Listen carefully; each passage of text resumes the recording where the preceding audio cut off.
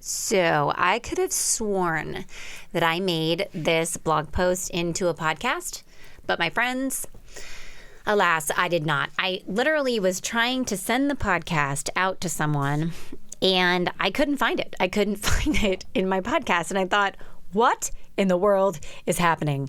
And it turns out that I actually never made the podcast. I just wrote the blog post.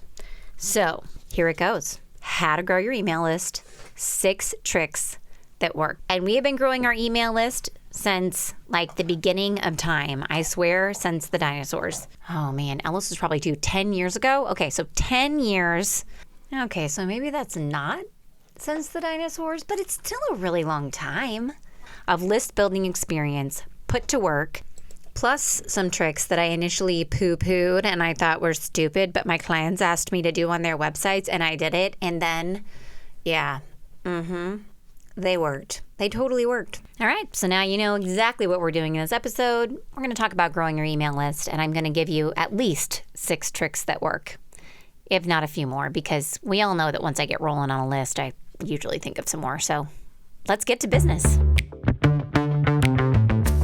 You're on a mission, and you just need more people to know about it. And whether you're brand new to marketing or a seasoned pro, we are all looking for answers to make marketing decisions with purpose.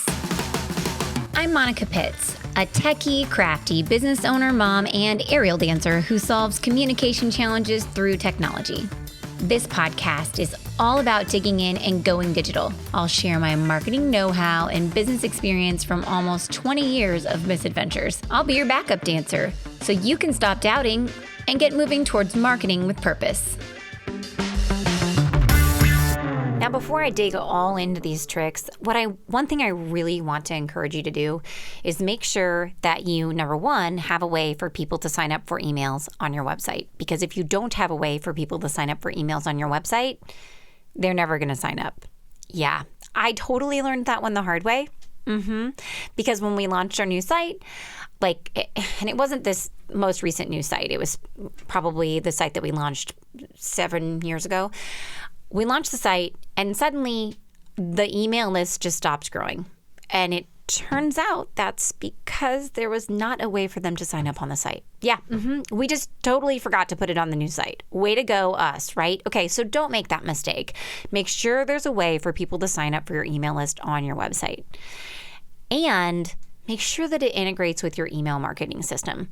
Even if embedding that code from your email marketing system is not as sexy as you want it to look, it is better to have it integrate than have to do it on your own, because it stinks when you have to do it on your own. It is horrible and I hate it and it makes me very, very sad. I sometimes do an amazing job of figuring out how to meet people online and get their email addresses. And then I sometimes also completely suck and manage to have one piece of the puzzle broken and have to do it manually. And that is horrible. Telling you from experience, okay? So if you learned nothing else from me today, make sure that you do get the 2 things to integrate and that you have a way for people to sign up on your website. Okay. Now, how are we going to get their attention and get them to give us that almighty email, right? So, trick number 1, and you're not going to like it because people don't like this suggestion. I think use a considerate pop-up. Yeah, I know you hate pop-ups. I get it. But here's the deal. Pop-ups work. And I just read an article about how pop-ups are terrible and how we shouldn't use them and how it's just rude and we're interrupting people. And through use of good design, you can actually get people's attention just as effectively as with a pop-up. Yeah, and that's great. If you're an amazing designer, that's great. But if you're not an amazing designer, you have to get people's attention somehow, right? And a pop-up will totally do that. I'm in a complete love-hate relationship with them. So we do website planning workshops. That's one of the ways that we build our email list and meet people, is by helping them plan their website, right?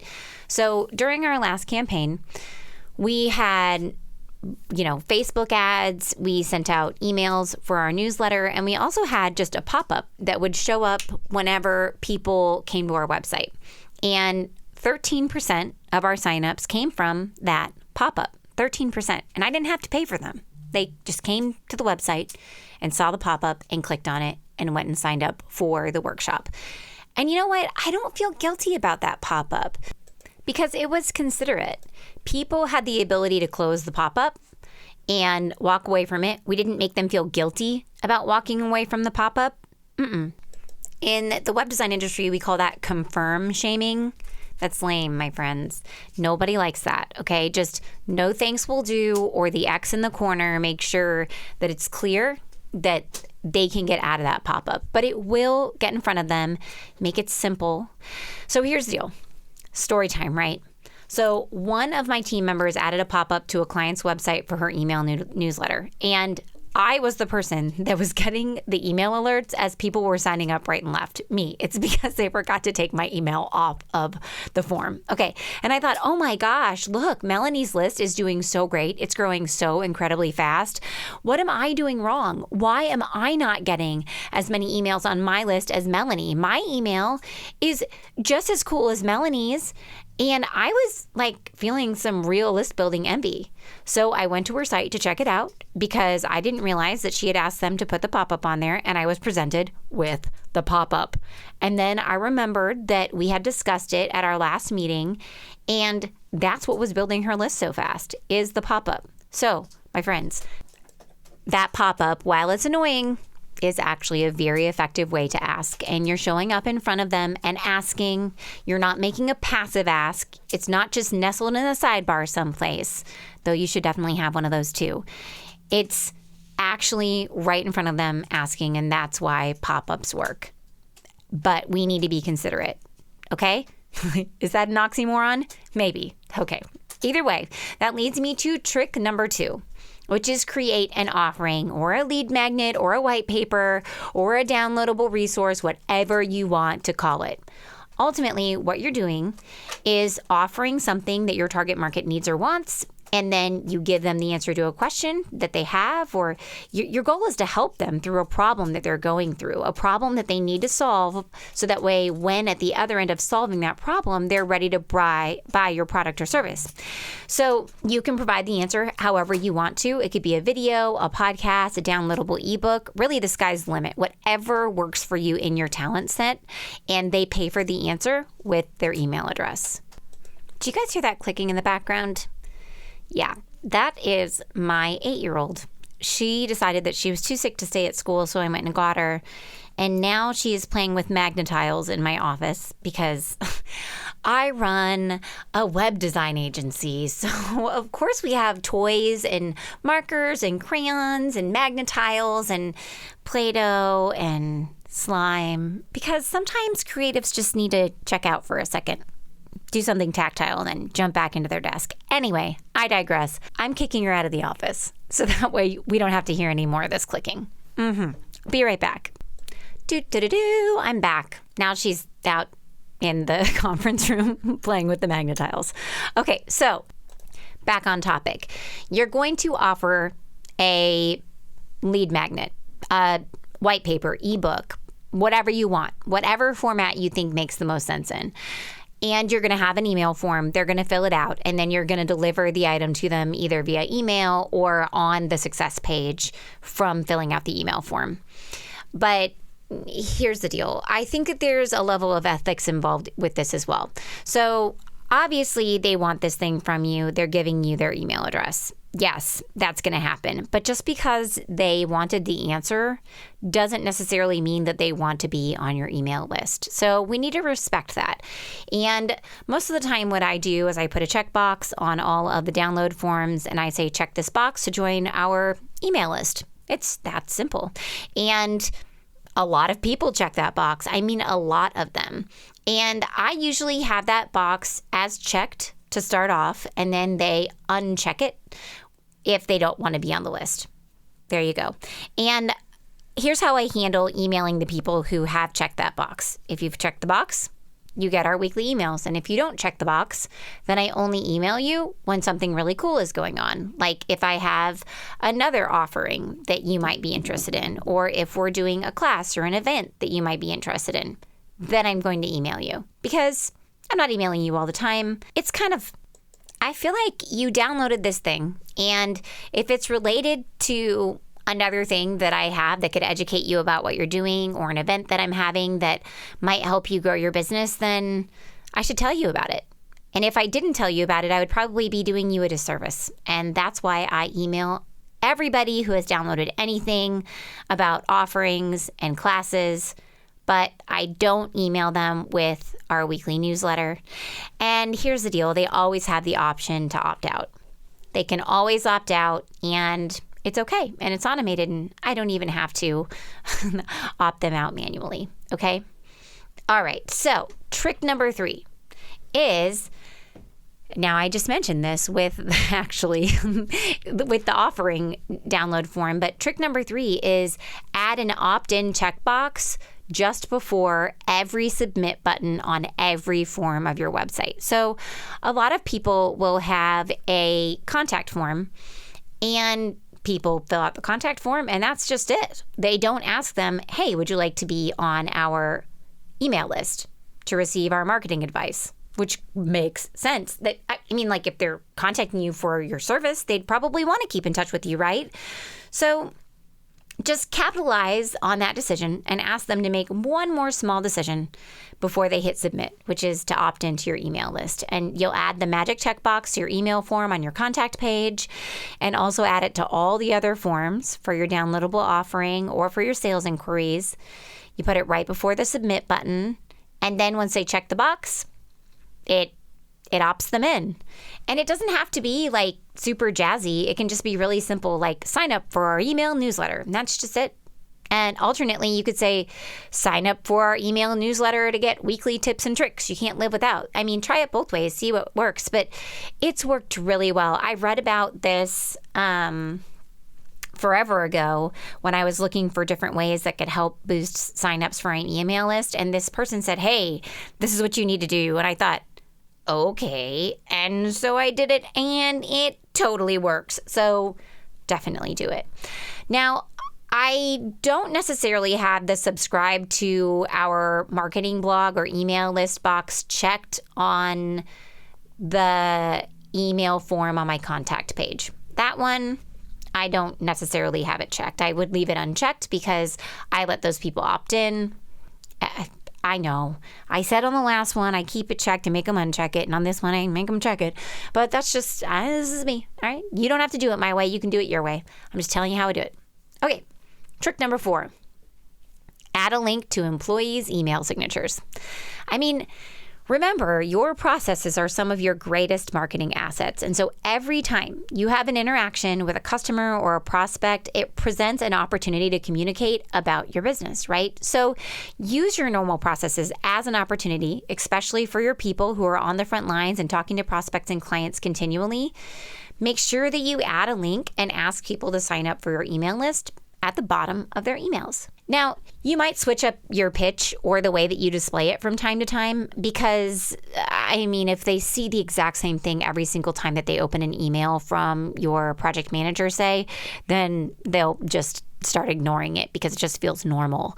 But if you switch it up every so often, then they will actually see it and potentially sign up there.